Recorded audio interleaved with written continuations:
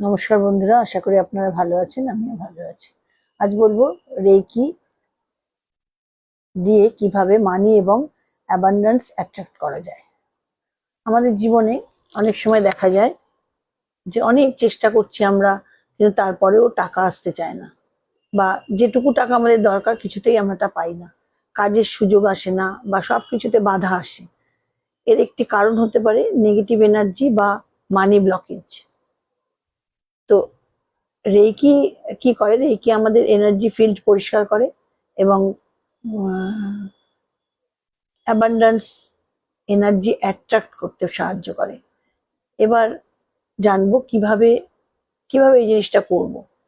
প্রথমে একটি শান্ত জায়গায় বসবো প্রতিবারের মতোই, এবং চোখ বন্ধ করব এবং গভীর শ্বাস নেব এবং মনকে শান্ত করব। যেভাবে মন শান্ত হয় সেভাবে গভীর শ্বাস 5 থেকে 7 বার নেব।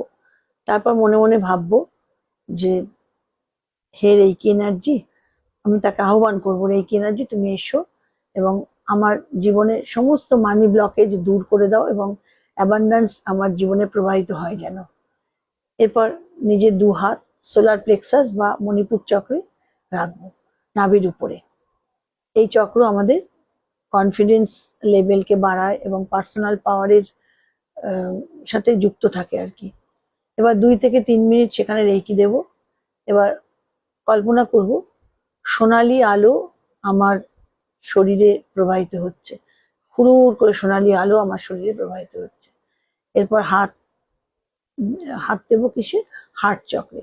হার্ট চক্র বা বুকের মাঝখানে এবার হাত রাখবো এবং মনে মনে ভাববো আমি অ্যাবান্ডেন্স গ্রহণ করার জন্য প্রস্তুত। তারপর হাত রাখবো রুট চক্রে, মেরুদণ্ডের নিচে, এবং এই চক্র আমাদের ফাইন্যান্সিয়াল স্টেবিলিটি এবং সিকিউরিটির সাথে সম্পর্কিত। সেখানেও আমরা 2 থেকে 3 মিনিট বা একটু বেশি হলে অসুবিধা নেই রেকি দেব এবং ভাববো আমাদের জীবনের ধীরে ধীরে অর্থ, সুযোগ এবং সমৃদ্ধি আসছে। নিয়মিত এইভাবে রেকি করলে দেখা যায় যে আমাদের যে এনার্জি পজিটিভ হবে এবং অ্যাবান্ডেন্স অ্যাট্রাক্ট করা সহজ হবে। আর আরেকটা জিনিস হচ্ছে, মনে রাখতে হবে যে পজিটিভ মাইন্ডসেট, সৎ প্রচেষ্টা এবং রেকি এনার্জি, এই 3টে একসাথে থাকলে জীবনে অ্যাবান্ডেন্স আসতে শুরু করবেই। এটা আমাদের মনে রাখতে হবে এবং আমরা চেষ্টা করব সবসময় সৎ পথে থাকতে।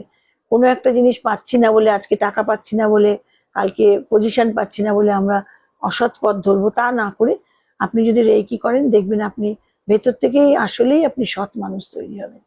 ভালো থাকবেন, সুস্থ থাকবেন।